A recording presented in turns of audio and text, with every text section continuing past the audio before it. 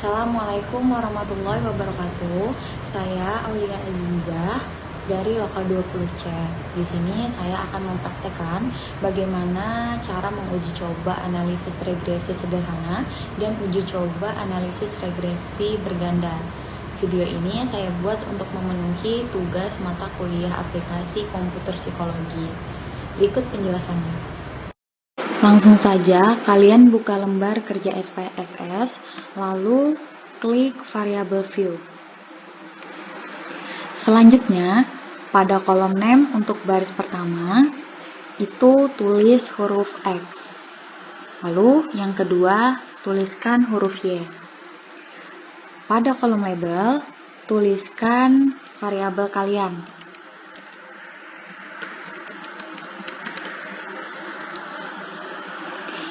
Selanjutnya begitu juga dengan variabel Y.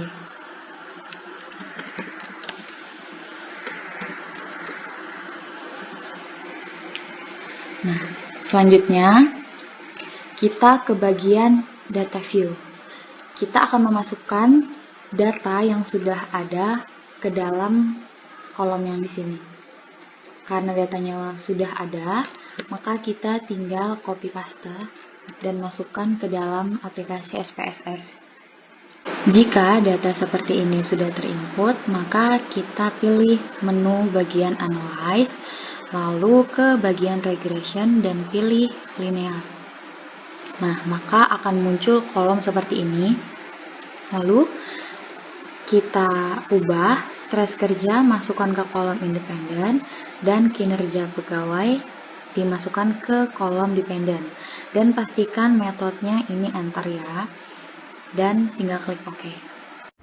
Setelah kita melakukan entry data, maka akan muncul beberapa tabel sebagai berikut.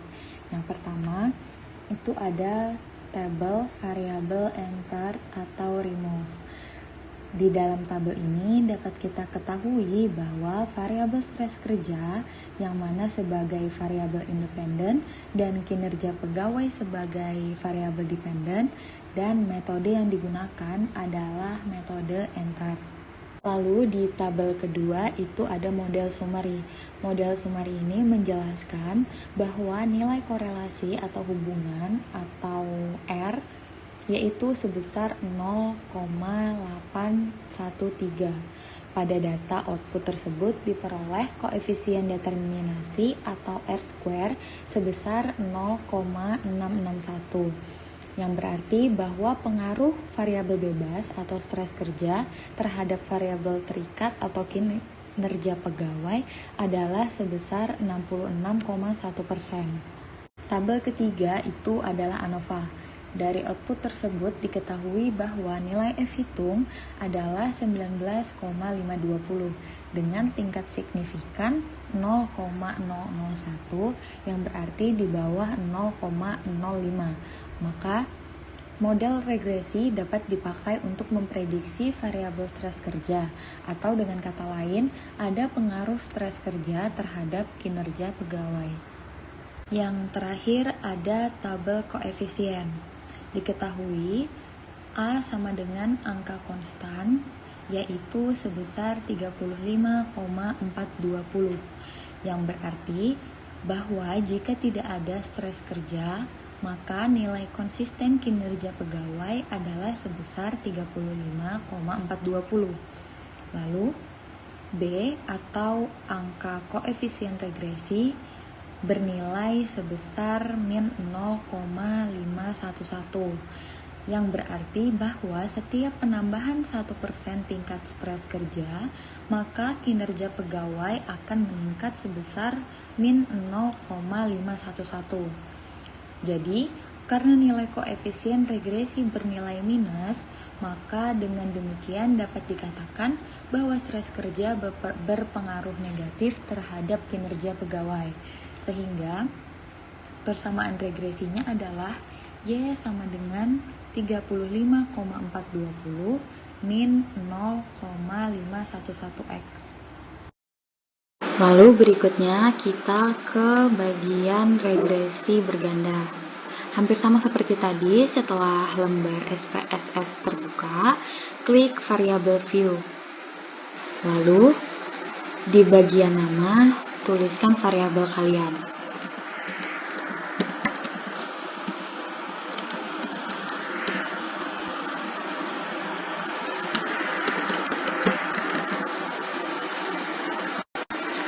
Dan pada desimal, ubah semuanya menjadi 0.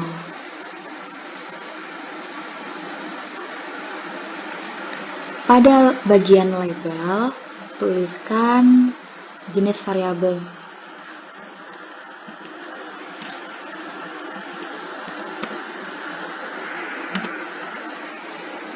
Lalu, di bagian measure, pilih scale.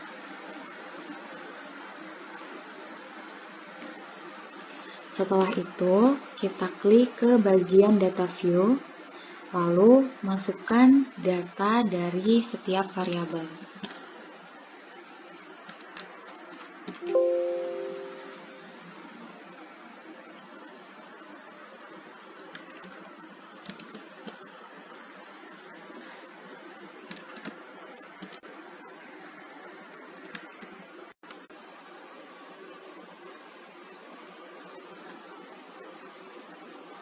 Setelah data sudah termasuk ke dalam tabel, lalu kita pilih Analyze, Regression lagi, dan Linear.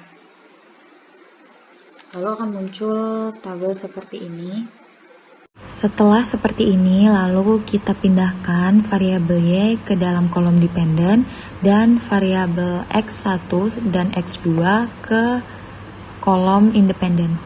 Lalu kita pilih bagian statistik dan pastikan kolom estimate dan model fit itu tercontreng. Lalu tinggal pencet continue dan OK. Lalu setelah kita entry data, maka akan muncul 4 hasil sebagai berikut.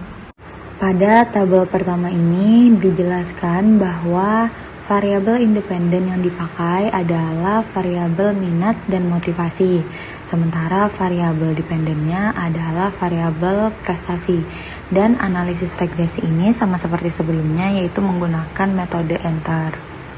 Model summary ini menjelaskan bahwa nilai korelasi atau R yaitu sebesar 0,916 dan pada data output tersebut diperoleh koefisien determinasi atau R-square sebesar 0,839 yang berarti bahwa pengaruh variabel bebas yaitu minat dan motivasi terhadap variabel terikat yaitu prestasi adalah sebesar 83,9%.